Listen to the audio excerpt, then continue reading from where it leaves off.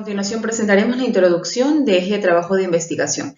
El objetivo principal que hemos considerado para este trabajo es profundizar en los conocimientos impartidos durante las clases sincrónicas por parte de nuestra máster Lorena.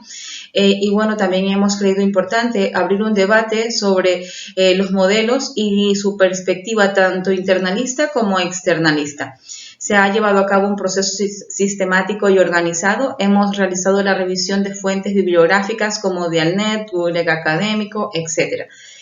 También se ha llevado a cabo una lectura analítica, argumentativa y crítica. Hemos organizado ese trabajo con una breve introducción, el desarrollo en donde se presentan cada uno de los modelos epistemológicos.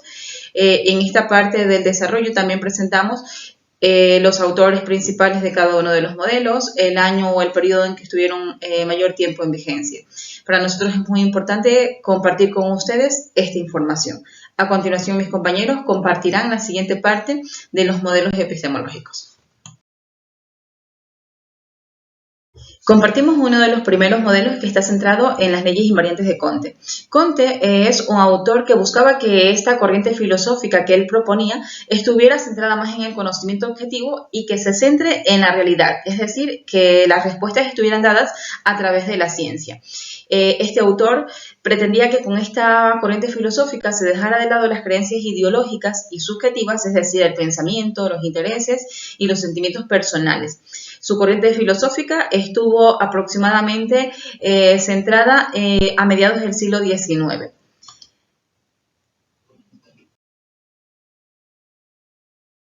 Esta corriente filosófica de Comte está centrada en la realidad objetiva. Por tal motivo, este autor explica los fenómenos sociales a través de tres estadios. El estadio etiológico, que está centrado más en ese conocimiento futurista, idealista, poco realista. El estadio metafísico, que está centrado como en un estadio transitorio, es decir, que se busca encontrar la causa de la realidad a través de los acontecimientos poco objetivos. Y por último, el estadio positivo, en donde se manifiesta que no hay ideas abstractas y que el conocimiento está basado netamente en la observación y en la experimentación. Karl Marx, teórico pensador socialista de nacionalidad alemana, que propuso el método dialéctico, término que designa el método científico del conocimiento del mundo y proporciona al hombre la posibilidad de comprender las relaciones sociales como un fenómeno natural que debe ser observado y analizado por una fuerza motriz en el desarrollo de la realidad. La influencia que tuvo Marx en Europa occidental resultó ser relevante para los sociólogos. Sostuvo que los valores sociales no se separan de los hechos sociales. Argumentó que se concentra en el estudio de la sociedad. Marx se basó en la dialéctica de Engels, importante filósofo alemán y máximo representante del idealismo. Soy Boris Andrés Calderón Saldaña. Voy a hablar sobre las explicaciones por causa de Durkheim. Émile Durkheim nace en Epinal, Francia, en el año de 1858. Un importante sociólogo, filósofo, antropólogo e historiador de las religiones francesas. Es considerado como el creador consciente de la teoría sociológica clásica y contemporánea. Gracias a su labor como teórico de la sociología y de las ciencias sociales, pudo dar un gran paso en los cimientos de las explicaciones metateóricas de lo social. Durkheim, Marx y Weber desarrollan una epistemología y ontología de lo social, creando así los cimientos teóricos para comprender y entender la fenomenología institucional y social sobre la cual están creadas las sociedades en masa y otras culturas. Algunas corrientes tradicionales de la sociología suelen ubicar a Émile Durkheim entre aquellos autores que parten de la observación de la totalidad y buscan explicar los hechos a través de relaciones causales. En su obra La regla del método sociológico, insiste que los hechos sociales deben ser tratados como cosas, como algo exterior del individuo. Explicación deductiva de Popper. Karl Popper, nacido en Austria en 1902, de origen judío, en su juventud se desarrolló como ayudante de ebanistería. Trabajó en los métodos de Alfred Adler, seguía el marxismo, pero luego lo abandonó porque aducía que era un peligro para la libertad. En su obra La lógica de la investigación científica, publicada en 1935, en una de sus tesis realiza una crítica a los métodos inductivos, los cuales en aquellas épocas eran aceptadas por filósofos y científicos. Para Popper no existe un método que justifique las teorías científicas. En su contraposición a la inducción expuesta en los postulados de Hume, en Conocimiento Objetivo, publicado en 1974, presenta y desarrolla la argumentación humeana, según la cual el argumento inductivo es inválido. El método hipotético-deductivo consiste en la deducción de las consecuencias singulares a partir de las teorías hipótesis universales. No permite corroborar, pero sí falsar teorías de forma definitiva. Si bien no podemos derivar leyes y teorías universales a partir de enunciados singulares observacionales del modus tollens, de la lógica formal deductiva nos permite derivar de enunciados singulares aceptados de la falsedad las leyes y teorías universales. Popper señala que para los autores de corrientes que se separan de la postura monista, la que él denomina antinaturalismo historicista, existen obstáculos a la formulación de leyes deterministas, marcos explicativos y construcción de teorías científicas, debido a que las ciencias sociales afrontan problemas que les son propias y les complican las tareas de emular las ciencias mayores, tales como la singularidad e irrevocabilidad de los fenómenos sociales y la contingencia histórica y cultural. Cordiales, mi nombre es Luz Asensio y voy a hablarles acerca de la estadística de la CFE. La explicación de la estadística es una de las explicaciones más utilizadas en las ciencias sociales. Como principal procedimiento tenemos a la correlación, que consiste en medir la correlación de distintas variables relacionadas entre sí. Como característica principal tenemos, la estadística está basada en la experimentación, la cual es la única que puede mostrar la casualidad. Pero es evidente que si usamos este tipo de metodología, estamos condenados a la irracionalidad de una gran amplia gama de argumentaciones. Como principal exponente tenemos a Paul Lasseter, quien fue un sociólogo que nació en Australia en 1901-1976, el cual perteneció a una familia de clase media, burguesía, prácticamente socialismo. Él estudió en la Universidad de Viena, donde se graduó de doctorado en matemáticas aplicadas y físicas, con una tesis sobre los puntos de la teoría de Einstein. Gracias. Hola, les saluda Natalia Espín. Voy a hablar sobre la explicación sociológica de Bourdieu. Pierre Bourdieu fue reconocido sociólogo. Él hizo importantes contribuciones a la teoría sociológica general, la clase en educación. Es reconocido por ser un pionero en términos como la violencia, la simbología, la capital, la cultura y los hábitos. Su libro de distinción es el texto de la sociología más citado en las últimas décadas. Bourdieu también ha analizado el problema de las fronteras entre las clases, como el concepto de campo. Bourdieu designa el carácter específico de las determinaciones produciendo una determinada gama de interacciones. Y tenemos las características que definen objetivamente un campo. Tenemos como campo económico, campo político, campo religioso, campo cultural, campo deportivo. Un campo es un sistema específico de las relaciones objetivas que pueden ser de alianza, de conflicto, competencia o de cooperación según las distintas posiciones ocupadas por los agentes sociales. Mi nombre es Ángela Chenana y voy a hablar sobre dos temas. Uno que es la ciencia y el espíritu de Deleuze y el otro que son las ciencias culturales y naturales. Wilhelm Deleuze fue un filósofo hegeliano. Para él la psicología es uno de los ejes principales en el fundamento de la ciencia del espíritu. Se centró en el estudio de la vida y el significado.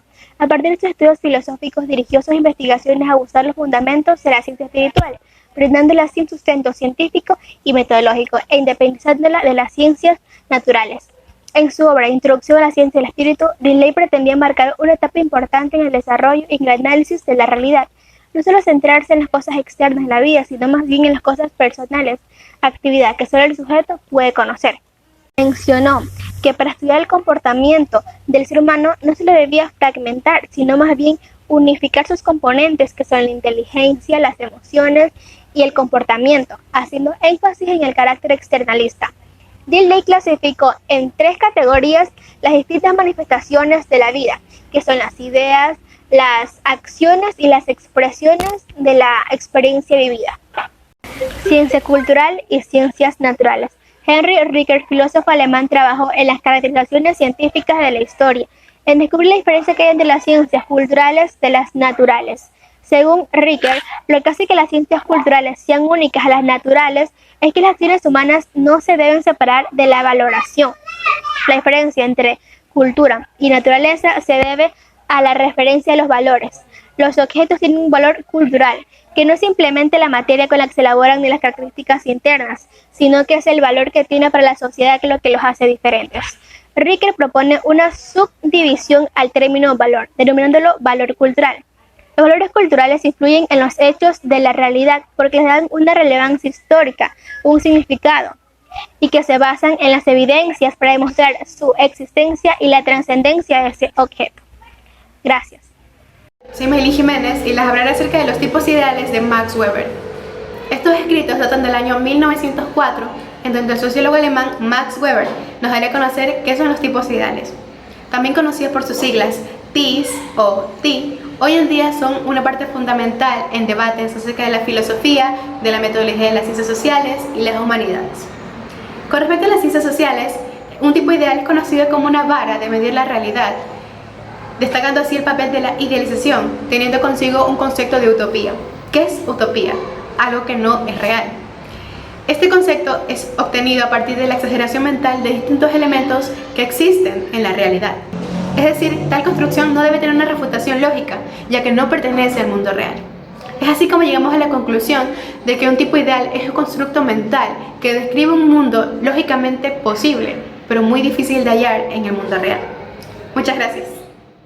Hola, mi nombre es Nadia Cure y hoy les voy a hablar sobre el mundo de la filosofía de Schmitt.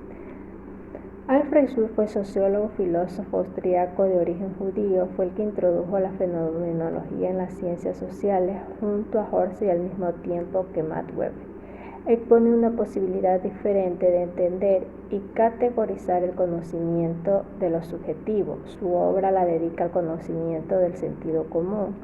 Él opina que se opone al positivismo y señala que el objetivo del sociólogo no es formular leyes generales, sino más bien comprender la acción social. En la filosofía de las ciencias humanas de Goldman, Lucian Goldman nació en Burased en 1913, fue ensayista, filósofo, sociólogo, crítico, literario, defendió la genealogía marxista. Él consideraba que el marxismo debía renovarse y donde rechazaba la teoría del proletariado. Piaget lo consideró como el más excelente y inteligente de su época. Su obra Ciencias Humanas en 1952 intentaba exponer las diferencias entre las ciencias humanas y las ciencias físico-químicas. Para Goldman, las ciencias humanas se basaban en hechos exteriores a nosotros, estudian nuestras acciones y aspiraciones. En cambio, las ciencias físico-químicas son ciencias absolutas y comprobables. El lenguaje de la acción de Wings. Peter Wings en 1958 publicó su obra Ciencia Social Filosofía, donde muestra su oposición al neopositivismo y postula que la comprensión es un método propio de las ciencias sociales. Para su postulado utiliza el método lingüístico de Wittgenstein, donde explica que no todo conocimiento está guiado por reglas. Él sostiene que las ideas, el lenguaje y el comportamiento no se pueden separar en las relaciones sociales. La doble hermenéutica de Wings fue un sociólogo inglés, gran influyente de la teoría social contemporánea. Él aduce que la motivación del comportamiento del ser humano también es un sentido freudiano, lo que quiere decir que es el impulso del ser humano el que lo lleva a actuar para realizar una acción. Green presenta su oposición al estructuralismo y a la sociología weberiana. Wayne se centra en estas posturas y las llama teoría del estructuralismo, donde alega que la estructura y el sujeto se influyen a través de prácticas periódicas. Esto quiere decir que es un apoyo mutuo entre ambas posturas. Mi nombre es Dayana Jaya, pertenezco a la carrera de Psicología en línea para el C2 y hoy les voy a hablar acerca de la interpretación de la acción social de Blumer. Herbert Blumer fue un sociólogo y psicólogo estadounidense que desarrolló la teoría básica del conductismo social moderno, también conocido como interaccionismo simbólico en el campo del socialismo y las ciencias de la comunicación. El interaccionismo simbólico es una teoría sociológica que ha tenido una gran influencia en la psicología social contemporánea, así como en otros campos de las ciencias sociales. Esta teoría examina las interacciones y sus significados para comprender el proceso por el cual los individuos se convierten en miembros elegibles de la sociedad. Los principales representantes del interaccionismo simbólico son Herbert Blomer, George Ebert, Charles Coley y Evelyn Goffman. El interaccionismo simbólico de Blomer se basa principalmente en tres premisas. La primera, el comportamiento surge de la relación entre individuos-objetos. La segunda, el significado de las cosas para un sujeto depende de sus interacciones sociales con otros factores de su entorno. La tercera, el significado depende de la experiencia social del sujeto. Gracias.